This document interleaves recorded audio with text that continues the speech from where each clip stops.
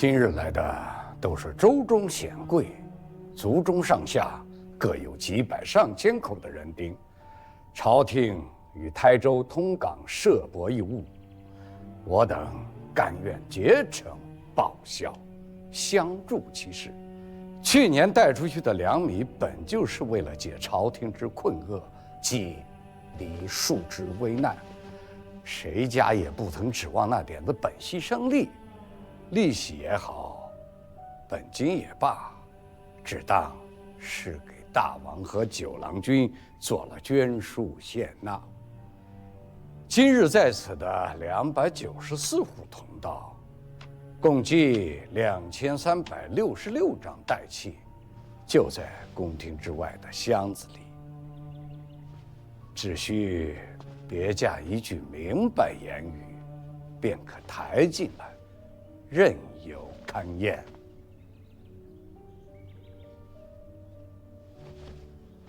诸君的意思啊，沈某听明白了。只要能参与博弈物之事，这去年的粮代不但利息不要，连本金也不要了，是这意思吧？正是此意，这是我台州上下对大王和九郎君的一片拳拳致意。这利息嘛，九郎君有言在先，诸君也未曾赴上元日宁海之会，本就没什么利息。至于这本金，朝廷有信义，绝不会肆意盘剥民财。诸君请放心，一升粮米都不会短少了诸君的。哎，博弈物，诸君真的是来晚了。这九郎君赴任台州，户部只给了九郎君100张用印的谍照，上元日便都发完了。诸君若是再有所起，怕是要去西府王都寻户部和大王说话了。儿戏可找大王啊！如何呀？今日这2366份带粮的契书，本官怕是见不着了吧？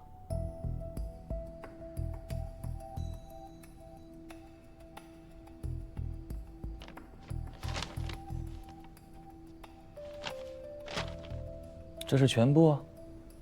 是，2366份代契和粮米386672斛，又82斗3升，全都在此了。好大的手笔呀！确实大手笔啊！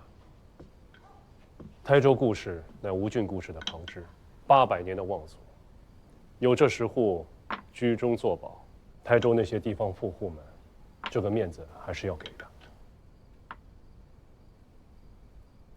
这一手做的确实漂亮啊！放下身段，做小伏低。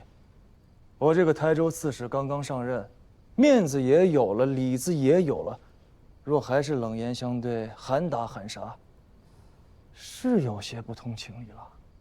啊哈！千年之族能绵延至今，自有其存身立命之道，其底蕴不是那些新兴之家比得了的。便是这10家？是。射人先射马，擒贼先擒王。只要安抚了这10家，其余200余家皆不足虑。有这10家居中联络，纵横捭阖，即便是有人要闹，也成不了大气候。那我便给他们这个面子。这10家谍照照发，与上元日发出去的86家谍照一视同仁。但也不能白发。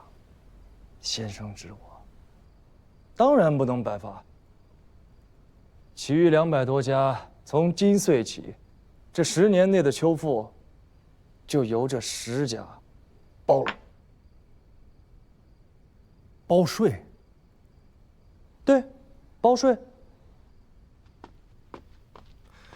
郎君慎思啊！包税乃历来行政之大弊，有能力包税的都是地方上的高门大户，将朝廷赋税之权赋予他们，等于给了他们领土治民的权柄，其中有不孝之辈，轻则鱼肉乡民，重则荼毒百姓。若有人心怀异志，图谋不轨，积吝良末，聚敛私兵，进则窥伺神器，退则割据地方，后汉崩裂之祸，恐陷于我无越之地啊！子谦，高门大户包税诚然是弊政，可先征后粮难道就不是弊政了吗？至少不必忧心州县虚吏会造反割据。州县虚吏自然没有造反割据的本事，台州偏鄙，未必能出军阀和藩镇。然则苛政猛于虎也，却说不定会逼出私销和流民。不要忘了，这黄王之乱不过几十年前的旧事。不至于，不至于。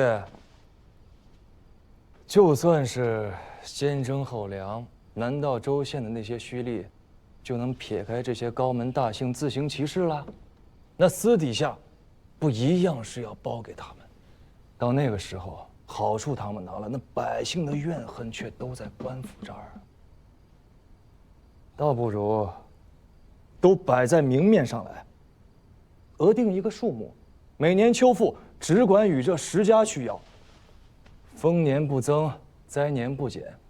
即便这10家个个黑了心，那盘剥的也只是那200多家地方大户，恨也好，怨也罢，都由他们自己担着。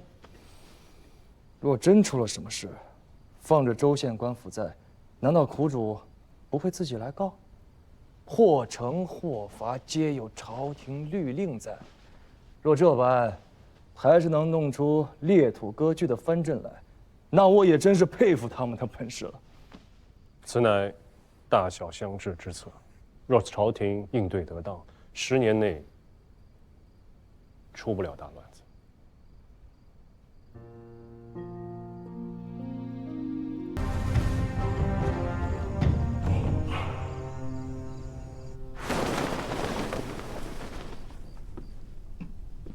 喜欢吗？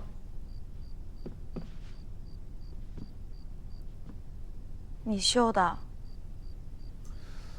谁让本郎君娶了一个笨娘子，一件嫁衣从年头绣到年尾，始终绣不成。若本郎君不亲自动手，怕是这辈子都讨不上婚嫁了。怎么了？看看。没事。哎，你躲什么？真没事儿。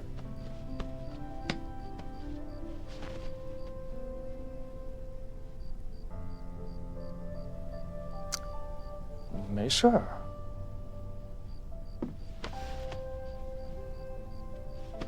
傻子。疼不疼？不疼。屁。